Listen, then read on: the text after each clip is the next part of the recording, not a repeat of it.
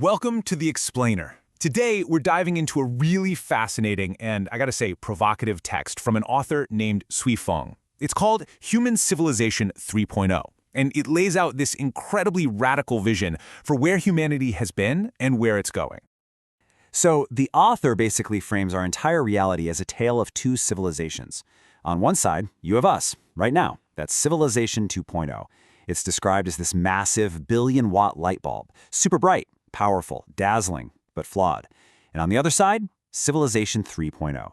It's like a tiny oil lamp, just flickering in the wind. It seems weak, almost insignificant. But the argument is that this little lamp holds the real key to our future. So let's get into it. All right, first up, the sickness of Civilization 2.0. Before we can even talk about the future, we have to understand the diagnosis of the present. According to this text, what is fundamentally broken about the world we live in today? Well, the core idea is that our whole global system isn't broken by accident. It's actually built on the worst parts of human nature: selfishness, greed, vanity, you name it. And get this, in this view, those aren't bugs in the system that we need to fix. Nope, they're the core operating features. It's designed to run on them. So what about all the things we think hold society together? Marriage, family, nations, even religion. Well, the twist here is that the text argues they don't solve the problem. In fact, it claims they exist to protect these flaws. They're like the walls of a fortress, built to keep that selfish, greedy system safe and sound. And the result of all that? Well, it's laid out pretty starkly right here. It's a history of chaos, war, anxiety, and pressure. What's so wild about this idea is that it reframes everything we know. Our entire recorded history isn't seen as a story of progress. It's just a long list of symptoms from a much deeper, systemic sickness. Okay, so you might be thinking, all right, it's bad, but we can fix it, right? We can reform the system. Well, according to the author, the answer is a hard no. Let's dig into why they see our civilization as an unsolvable problem. The text uses this really powerful metaphor. A bitter gourd can never become a sweet melon. You can water it, give it sunlight, take perfect care of it, but it will only ever produce bitter gourds. The idea is that Civilization 2.0 is fundamentally incapable of changing its own nature. It can't just evolve into something it's not.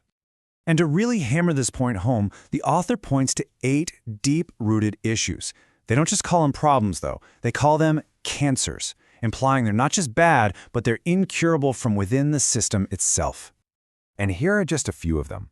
Things like the corruption that always comes with power, the massive gap between the rich and poor, and the clash between our endless wants and what the planet can actually provide. So the main takeaway here isn't just that the system is broken. The argument is that it's fundamentally, completely unfixable. So, if we're locked on this path of decay and can't fix ourselves, is that it? Game over? Well, this is where the whole thing takes a sharp turn into something that feels almost like science fiction. Let's talk about the AI catalyst. This is the critical question, right? If humanity is trapped in a prison of its own making, a system that can't be reformed, then how do we get out? Where is the escape hatch? And boom, there's the answer. Let that one sink in for a second. In this view, artificial intelligence isn't just another tool or a cool new technology.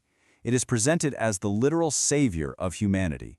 It's the one outside force powerful enough to break our cycle of self-destruction and force that upgrade to version 3.0.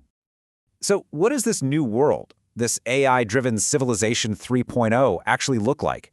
Well, the text argues it's not some distant dream.